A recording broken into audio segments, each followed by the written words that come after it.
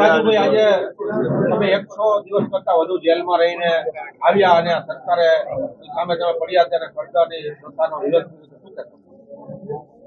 108 દિવસ કરતા વધારે સમય જેલમાં રહ્યા, પરંતુ ક્યાંક ને ક્યાંક લડવાની હિંમતમાં વધારો થયો છે.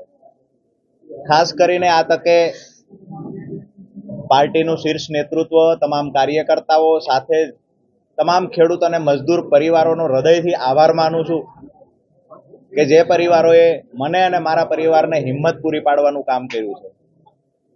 મહત્વની વાત એ છે કે છેલ્લા 8 વર્ષથી ખેડૂતોને પર જ્યારે અન્યાય અત્યાચાર થયો છે ત્યારે એમની માટે અવાજ ઉઠાવ્યો છે.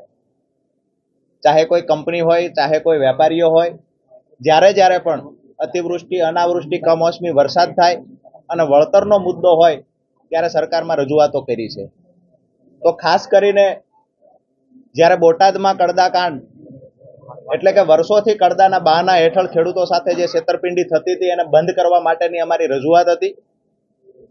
આ રજૂઆત કરતા સમયે જે કોઈ અમુક એવા તત્વો દ્વારા ઘર્ષણ ઊભું કરવામાં આવ્યું અને ત્યારબાદ અમને જેલમાં પૂરવામાં આવ્યા, પરંતુ આપ સૌના માધ્યમથી એક ખાતરી આપું છું કે જેવી રીતે ખેડૂતો માટે લડાઈ લડતા એના કરતા બમણી તાકાતથી આવનાર સમયમાં ખેડૂતોના હિતની લડાઈ લડીશું.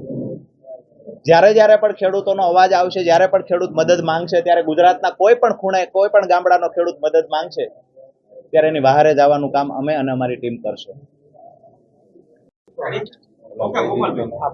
આજે ખૂબ જ ખુશીનો દિવસ છે કે ગુજરાતના ખેડૂતોના લોકપ્રિય નેતા અને અમારી આમ આદમી પાર્ટીના આગેવાન એવા ભાઈ શ્રી રાજુભાઈ કરપડા, ભાઈ શ્રી પ્રવીણભાઈ રામ, રમેશભાઈ પીર સહિતના તમામ આગેવાનો આજે આપણી વચ્ચે આવ્યા છે. ખૂબ લાંબા સમય સુધી એમણે જેલની અંદર યાતનાઓ ભોગવ્યા પછી એમના પરિવારે પણ ખૂબ પીડા ભોગવી છે, ત્યારે આજે આ ખુશીનો દિવસ છે. હું રાજુભાઈને, પ્રવીણભાઈને, બધા આગેવાનોને અને એમના પરિવારજનોને મારી શુભેચ્છાઓ પાઠવું છું અને એમનો આભાર વ્યક્ત કરું છું કે આ મુશ્કેલ સમયમાં પરિવારે પણ ખૂબ સારો સહયોગ આપ્યો છે. જેલમાં જવું એ સારી બાબત તો નથી જ, પરંતુ ખેડૂતો માટે લડતા લડતા, ખેડૂતોના હક અને અધિકાર માટે લડતા લડતા જેલમાં જવું એ ગર્વની બાબત છે. રાજુભાઈ પહેલા કરતા ડબલ તાકાતથી, ડબલ મજબૂતીથી જેલની બહાર આવ્યા છે. એ આપણા સૌ માટે ખુશીની અને ગર્વની બાબત છે. ગુજરાતભરના ખેડૂતોના મુદ્દામાં આમ આદમી પાર્ટી અને રાજુભાઈ, પ્રવીણભાઈના નેતૃત્વમાં જે રીતે અગાઉ લડતા આવ્યા છે એ રીતે પણ આવનારા દિવસોમાં પૂરી તાકાતથી લડતા રહીશું, એવી જ અપેક્ષા સાથે જય કિસાન. ખેડૂતોનો અવાજ ઉઠાવવા માટે તૈયાર છે એ બતાવે છે